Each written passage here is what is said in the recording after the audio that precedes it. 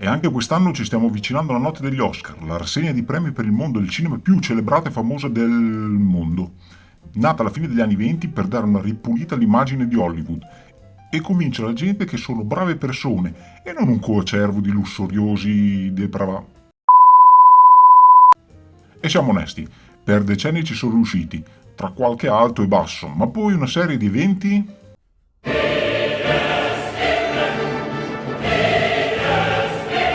Dicevo, una serie di eventi ha costretto l'Academy Hollywood e praticamente tutto il mondo del cinema occidentale a ristrutturare tutto, dare una nuova mano di vernice, prendere distanza da fattori politicamente nocivi per l'immagine e intraprendere un nuovo cammino per un nuovo inizio. Beh, anche se sì, insomma, le ultime edizioni non sono state proprio memorabili, vacca boia. E quest'anno, dopo il tonfo del 2021, le premiazioni saranno presentate a Regina Hall, Wanda Sykes e non per ultima la raffinatissima e divertentissima Amy Schumer. Yeah! Faccio una piccola premessa, non sto scommettendo, non ho la sfera di cristallo e le mie sono solo supposizioni su chi potrebbe vincere alcuni premi, basandomi appunto sul momento storico influenzato pesantemente da politiche che si appoggiano più sull'ideologia che sulla qualità effettiva e su ciò che ci hanno mostrato gli altri premi, tipo i Golden Globes o i BAFTA. E non sono nemmeno le mie preferenze, perché dei film in gara ne ho promossi praticamente 3 e uno non lo considererei nemmeno da Oscar, ma vabbè.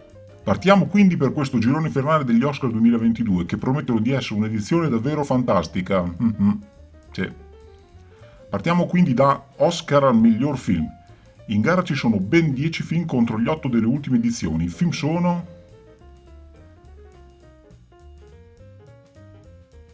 E il premio al miglior film potrebbe andare a...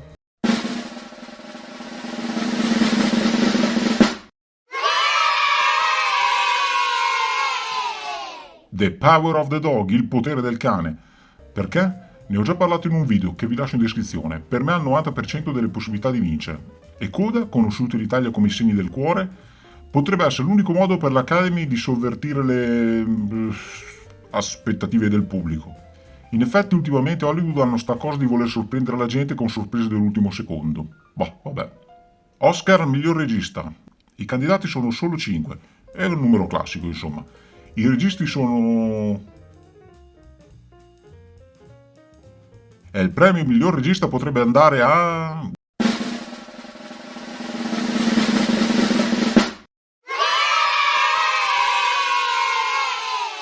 Jane Campion, no, sul serio. Potrebbe giusto giocarsela con Hamaguchi, ma credo che Jane Campion abbia più dell'80% delle possibilità di vincere. Incredibile che non abbiano inserito Sean Eder tra i candidati.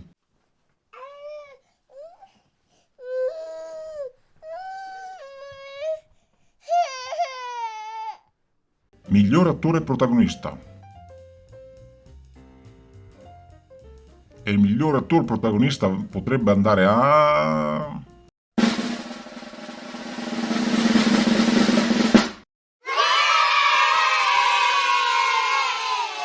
Facciamola breve, la gara è tra Smith e Washington, un 40% testa, il rimanente 20% se lo devono spartire gli altri. Miglior attrice protagonista. E la miglior attrice protagonista potrebbe essere... Ecco, qui si fa difficile. 5 donne, praticamente tutte caucasiche. Potrebbero darlo a Olivia Colman giusto per rendere giustizia per non averla premiata lo scorso anno come attrice non protagonista per The Father, che fu tra l'altro un crimine. Davvero, ma è sinceramente quello più difficile da azzeccare quest'anno. Miglior attore non protagonista.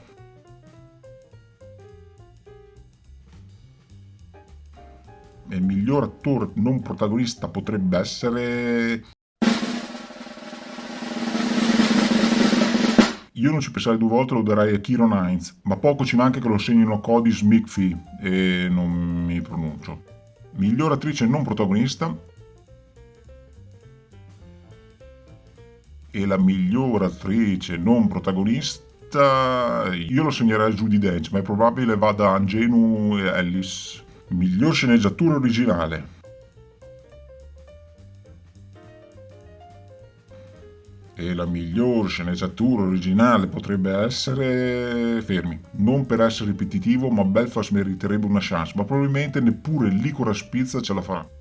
E il premio se lo insaccherà Zach Bailey per King Richard. Miglior sceneggiatura non originale. Oh, qui ci divertiamo, forse, anzi no, sarà patetico, ma vabbè. Ci sono buone possibilità che a scontrarsi sul filo del rasoio finiscono la coppia Yamaguchi e O per Drive My Car e Jane Campion per Il potere del cane. Due sceneggiature belle frizzanti con dialoghi brillanti e dinamici, non vedo l'ora di sbagliarmi. Miglior film internazionale. Il miglior film internazionale potrebbe essere Drive My Car, fine, non lo vincerà nessun altro, sul serio. E gli altri premi? Gli altri premi, soprattutto i tecnici, sono al centro di una polemica in cui non voglio assolutamente scendere. No, grazie. E comunque, anche se non è affatto giusto, sono da sempre considerati come minori. Ripeto, non è affatto giusto. Perché considerare montaggio, fotografia, sceneggiatura, sonoro, eccetera, premi minori è criminale, visto che sono parte della struttura portante di ogni film. Anche se molti non abbiamo le capacità per comprendere a livello tecnico quanto un montaggio è efficace, il nostro cervellino lo percepisce inconsciamente, per esempio.